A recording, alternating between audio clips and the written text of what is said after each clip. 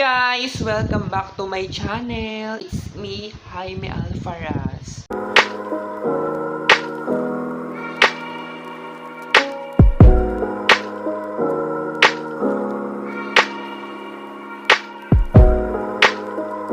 So, ang gagawin natin for today is unboxing na naman. Kasi guys, nag-order ako ng keyboard para sa online class. Dumating na siya ngayon, kaya i-unbox ko na naman siya. Papakita ko sa inyo kung anong itsura ng in-order kong keyboard.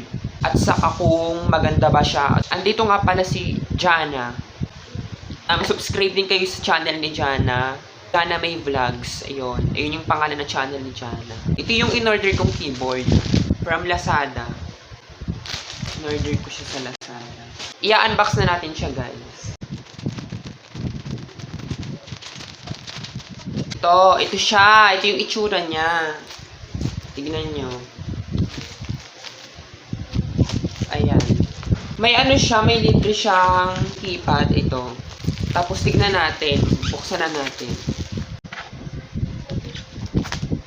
At saka safe naman siya kasi naka-bubble wrap pa siya. Ayan o. Naka-bubble wrap siya. Kaya safe yung packaging niya. Buksan na natin.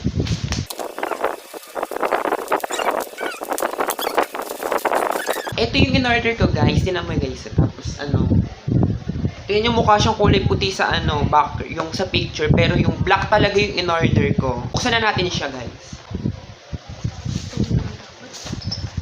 Ito yung keyboard. May kasama siyang cover. May cover siya, ayan, o. Oh, diba? May cover siyang ganon. Pwede mo naman siyang tanggalin. Pag tinanggal mo siya, ganyan, o. All black siya. Ang ganda niya, guys, di ba? Ayan. Pwede mo rin naman siyang ilagay kung halimbawa ayaw mong madumihan o kaya mabasa. Pero ako, mas gusto ko siyang tanggalin para mas kita ko yung nakasulat. Kasi malabo mata ko. Tsaka kaya ito yung in-order ko kasi sakto lang siya sa size nung sa laptop. Ipapatong ko siyang ganun sa may keyboard ng laptop. Tsaka may kasama pala siyang mouse, guys. Ito yung mouse, oh. Maliit lang siya, pero pwede na rin to. May kasama pa pala siyang sa mouse, may kasama pa siyang USB. Ito yung i-connect mo sa laptop, ito. Yung i-connect mo sa laptop para para ma-connect yung keyboard tsaka yung mouse. Ito. Tapos yung mouse na to, nilalagyan pa to ng battery eh. Bubuksan mo siya dito, oh. Pagkabukas mo gano'n, ito yung lagayan ng battery. Ayan, talaga siya ng battery dito, guys. Para magamit mo, para gumana. Tapos yung mouse, ganun din. Ilalagyan din siya ng battery. Dito naman siya nilalagyan ng battery dito. Sa may bandang gilid. Yan. Yung keyboard na to, dalawang battery, siya. AAA, dalawang battery sa keyboard. Tapos isang battery lang sa mouse. Tapos malambot siya pag pinipindot mo. Ganyan. Maganda siya, guys. Saka may kasama pa siyang guys, mousepad kasama to. Ayan, para pag ginamit mo yung mouse, hindi masyadong madulas o kaya hindi masyadong mahigpit yung pagkakaano ng mouse. Ito, mousepad. May kasama siyang ganito, guys. Yan. Maganda naman siya. Tapos testing natin siya, guys. So, ayan, guys. Iti-testing natin yung keyboard tsaka yung mouse. Ito yung mouse, guys, oh. Tapos, ito yung keyboard. Tingnan nyo, guys. Saktong-sakto siya sa may, laptop. Diba? So, ayan, guys. Ito na yung keyboard. Tapos, ito yung keyboard.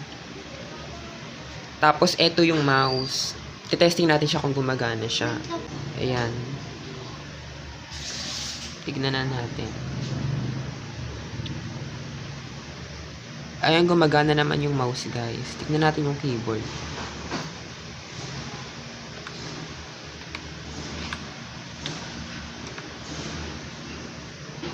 Yan, gumagana naman.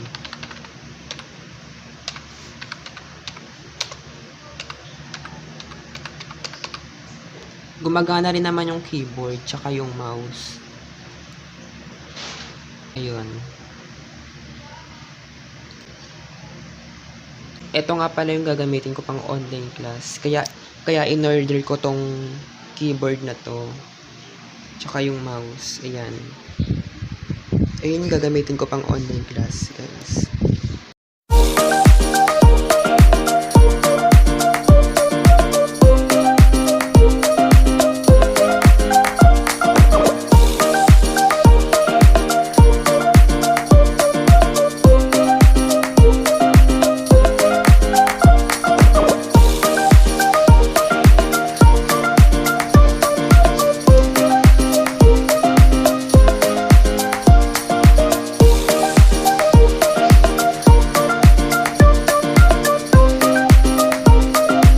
Guys, na-unbox na natin yung keyboard, tapos na-testing ko na rin siya, na-review ko na siya. At maganda naman yung quality niya, guys, malambot siya pindutin. Tapos yung mouse niya, maganda rin, madulas siya kapag ginagamit mo sa mousepad. So, ayun guys, maraming salamat sa panonood. At kung nagustuhan mo tong video na to, paki-like, share, and subscribe. And click the notification bell para updated ka sa next na i-upload kong videos. Maraming salamat guys!